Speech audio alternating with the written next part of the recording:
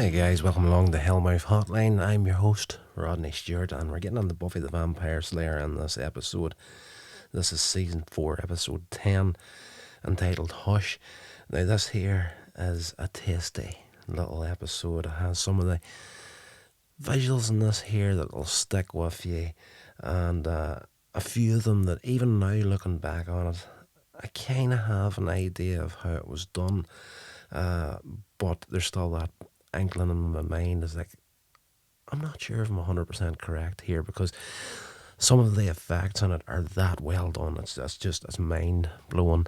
The main villains in this one here, known as the Gentlemen, I want to say, are, when they move from place to place, they don't walk, they hover and glide, slightly off the ground, and it's a freaky visual, but it's great. It's one of these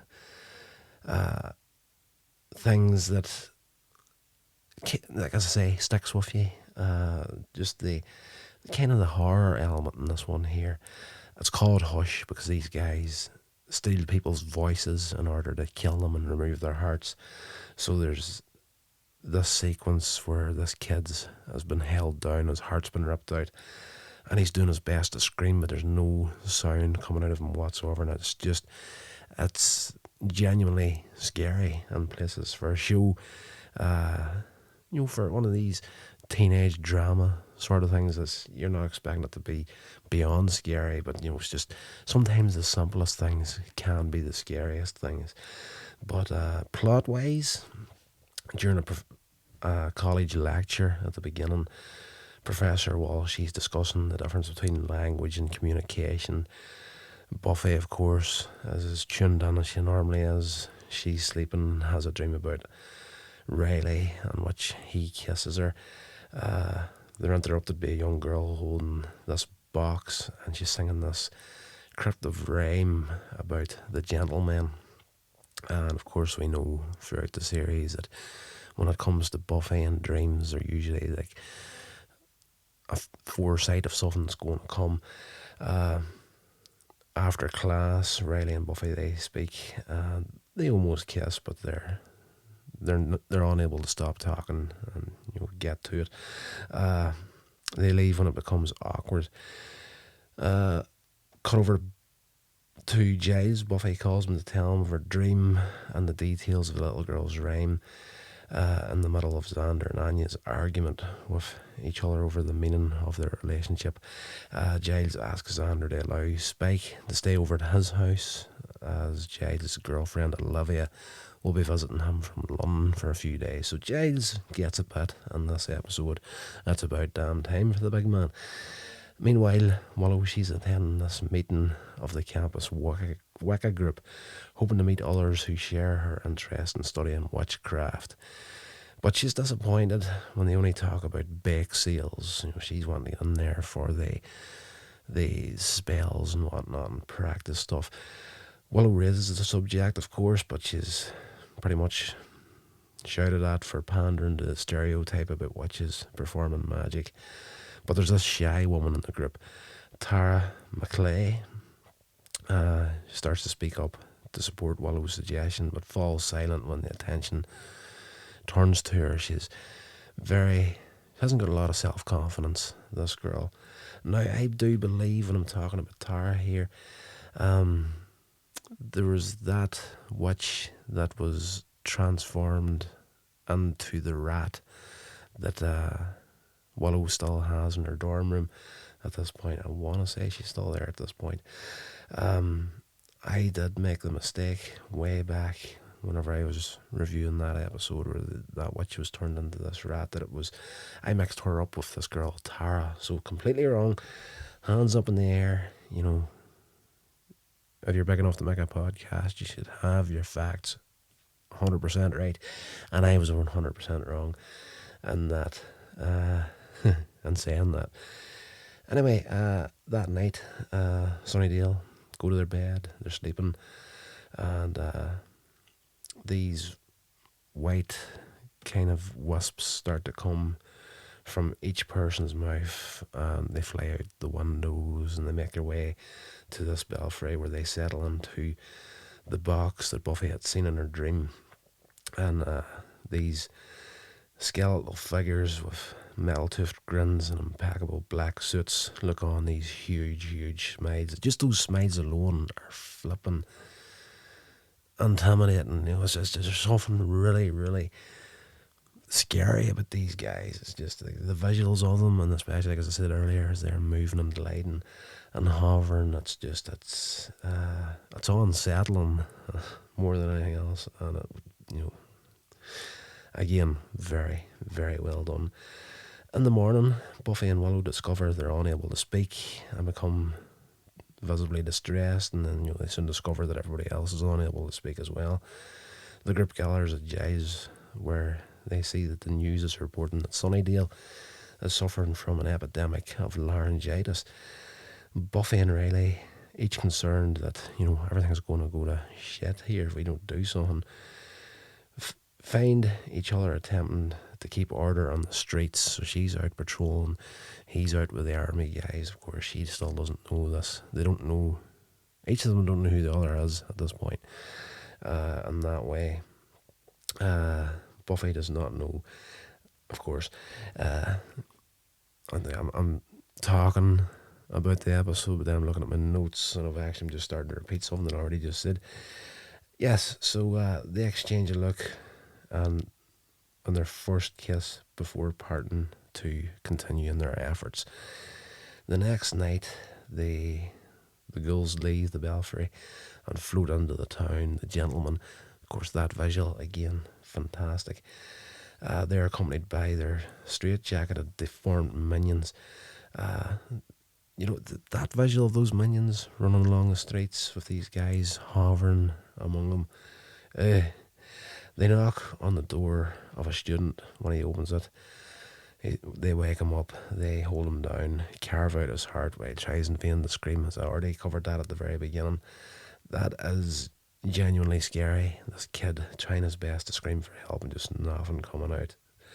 At Giles' apartment, Olivia is frightened by one of the gentlemen outside Giles' window, and the following morning, in a campus classroom, Giles uses a series of overhead projector images to explain to the others that the gentlemen steal the townspeople's voices so no one can scream when they gather the hearts that they need, and that folklore indicates that they have been vanquished before when a princess screamed.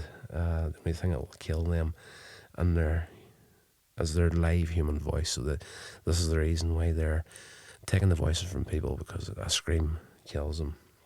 On her own, Tara finds a spell to help the town get their voices back and goes out to try and find Willow to let her see it. On the way to Willow's dorm, she trips, she turns around, there's a gentleman floating towards her. Again, freaky visual, and one that, like I'm pretty sure it's done by, they're hanging on cords and wires, and it's just been well hidden and digitally removed possibly, but sometimes you can still sort of see that stuff, and for me, I couldn't see it in the last viewing of this episode. In Willow's dorm, she frantically knocks on doors which no one will open. Of course, everybody's freaked out at this point. They're all hiding, essentially. The gentlemen steadily pursue her, while Willow hears Tara's panic knocking and exits her room as Tara sprints in there, sending both of them tumbling to the ground. They lock themselves into a laundry room and try to barricade the door with a vending machine, but it's too heavy for them to move. So Willow, injured, sits and concentrates on moving the machine with telekinesis. She feels, but Tara sees. She works out what she's doing, and they clasp hands, and the machine moves swiftly across the room, blocking the door. Out in patrol, of course, Riley notices shadows in the belfry. He goes up to investigate. Buffy finds two of the gentleman minions, kills one and runs after the other. Riley's up there, he's fighting his way into the belfry, and while he's while he's battling these guys, Buffy crashes through the window like a superhero, and he turns to attack, finds himself face to face with her. She sees him as the agent of the initiative for the first time. When the minions pin her down, she sees and recognises the box from her dream, and she tries her best to get Riley to realise what it is and destroy it. When he does, the stolen voices escape. Of course, these white wisps of energy start to fly out back to the people that they belong to. And yes, with her voice returned, Buffy screams until the heads of the gentlemen and their minions explode. So the next day, Tara tells Willow that Willow's special and has significant power. Willow tells Giles that she now believes that everything he told her about witchcraft and darkness is true, and that she is scared by that experience. Riley comes to visit Buffy in the dorms, and they awkwardly begin to talk about the events of the previous night. So everything's out in the open now for Buffy and Riley. They know who each other is, and Riley could now be looked at as a potential enemy at this point. So what do we got? This episode was highly praised when it aired, and was the only episode in the entire series to be nominated for an Emmy Award for Outstanding Writing for a Drama Series. It also received a nomination for Outstanding Cinematography for a Single Camera Series.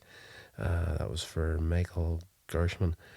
Hush addresses the limits and assets of language and communication, and the disruption to society when communication breaks down.